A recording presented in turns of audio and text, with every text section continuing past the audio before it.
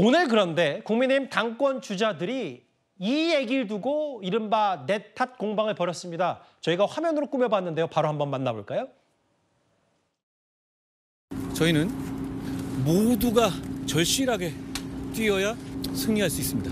선거 경험이 대단히 풍부한 베테랑 분들이 모두 힘을 모아서 우리 국민의 힘이 내세울 수 있는 최선의 선거운동을 하려는 겁니다. 서울은 나경원 후보, 경기는 안철수 후보, 인천은 원희룡 후보께서 공동선거대책위원장을 맡아서 수도권 선거를 승리로 견인해 주실 것으로 기대합니다. 오늘도 이제 SNS에 한동훈 위원장은 패배자가 절대 당대표는 안 된다 이렇게 좀 비판하셨고, 한동훈 위원장 공동선대위원장을 이었으면 잊지 말라 이렇게 좀 맞받으셨어요. 좀 지금 돌이켜보면 많은 분들이 사실 그때도 비대위원장은 원희룡, 선대위원장은 한동훈 세우는 게 최상의 경험도 살리고 어떤 인기도 살리는 방법이다. 저는 그걸로 답변을 하겠습니다. 그랬다면 과연 총선 결과가 이랬을까? 저는 아니라고 생각하고요. 원희룡 후보가 위원장님 일정하고 1시간 차이로 일정을 좀 잡고 있고, 오늘도 패배자는 당대표가 돼서는 안 된다 좀 연일 비판하고 있는데요. 네거티브나 인신공격 같은 거가 어느 정도 있을 수 있겠죠. 그런데 당내 선거에서 제가 그 하나하나 대응하지는 않겠습니다. 제가 참죠. 네. 그런데 이 말씀 드리죠. 지금 나경원 원희룡 후보 역시 전국 선거의 공동선대위원장이셨고요. 윤상현 후보는 인천의 총괄 선대위원장이셨다. 이 말씀을 드리겠습니다. 마지막에 한동훈 후보의 영상 보셨죠? 그 네거티브 대응하겠다고 했다가 제가 참 좀 하고 한 2, 3초 쉬었다가 이 얘기를 했습니다. 3명 다 선대위원장 맡았다. 그 정혁진 변호사님. 네네. 시작은 원희룡 후보가 내가 비대위원장 맡았다면 총선 참패 없었을 것이다.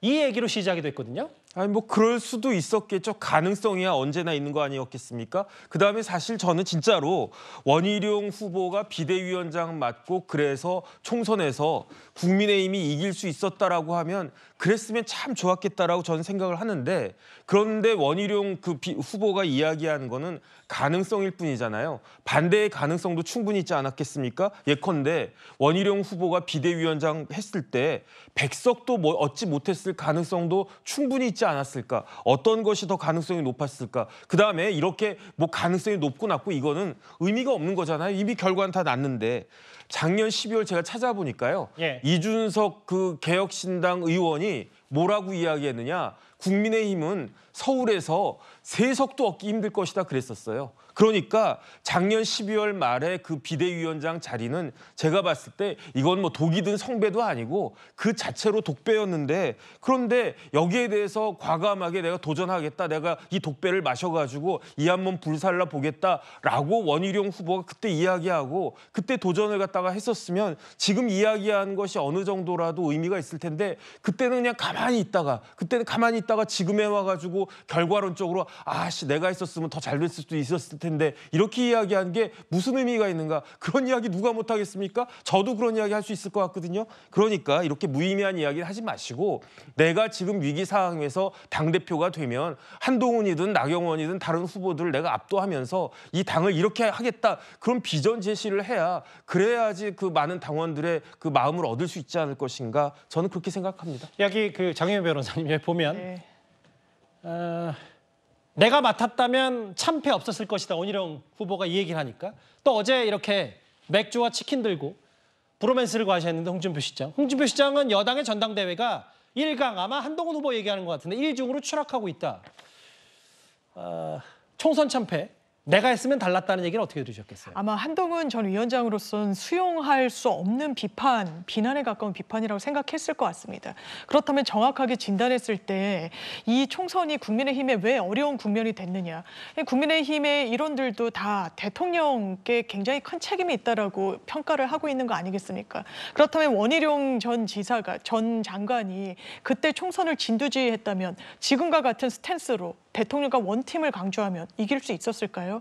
총선 참패에 대해서 한동훈 전 장관의 책임을 묻는 것도 왜 대통령과 제대로 된 거리두기를 하지 못했느냐. 그때 각을 정확하게 세웠어야 국민들의 마음을 얻을 수 있었는데 거기에 실패했다라는 진단이 나오고 있지 않습니까? 그런데 거기에 원희룡 전 장관이 갔다라고 해서 지금 같은 특히나 정치적인 입지라면 그때 승리로 견인할 수 있었을까요? 저는 한동훈 전 장관이 수용할 수 없는 그런 비판을 했다라는 생각이 들고요. 또 하나는 당연하지만 본인도 공동선대위원장이었습니다. 책임이 같이 있는 거죠. 누구 책임이냐라고 했을 때 니탁 공반응을 한다면 그게 당원들 마음에 가닿는 전략일까요? 좀 의문입니다. 한동훈 후보가 물론 뭐 최근에 지자체장들 뵙는 게 필수는 아니라고 했지만 내일 일단 오세훈 서울시장과 만납니다. 그런데 오세훈 서울시장 저희 오늘 채널A 라디오쇼 정치 시그널에 출연해서 홍준표 시장이 결과적으로 한동훈 후보를 도와주고 있는 거 아니냐라는 취지 얘기를 하면서도 한동훈 후보를 이렇게 견제했습니다. 한번 들어보겠습니다.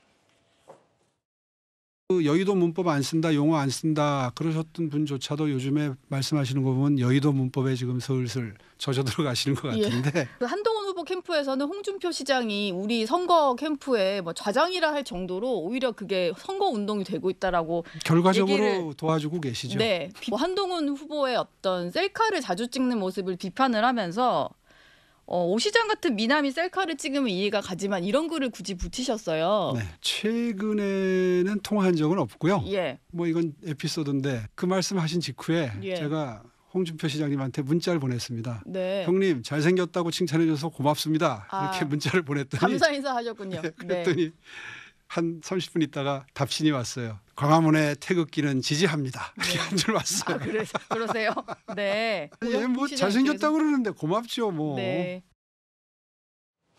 오 시장이 추진하려는 이제 광화문 높은 태극기 지지한다는 표현까지 나왔는데 이건 일단 영상으로 마무리를 한다면 이현정 의원님 네. 오늘 국민의힘의 선거인단이 발표가 됐는데 84만 명 역대 최다입니다. 그것도 그렇지만 사실 후보들이 모두 선거 초반부터 다 영남, 북도 경상남도로 달려갔는데 수도권 선거인단 표심도 만만치가 않네요. 그렇죠. 그러니까 지금 국민의힘이 그동안 영남권이 굉장히 이제 전체 어떤 이 비중이 컸다 이렇게 봤는데 이번에 그 공개된 84만 명 선거인단을 보면 서울, 경기, 인천 이 수도권도 꽤 늘어난 것으로 일단 드러났습니다. 아마 지난 이준석 대표 시절부터 꾸준히 이제 수도권의 당원들이 많이 늘었고요. 한동훈 당시 비대위원장이 들어오면서도 좀 늘은 것 같고 특히 이제 전체적으로 보면 균형이 좀 잡혀가는 게 아닌가 싶습니다.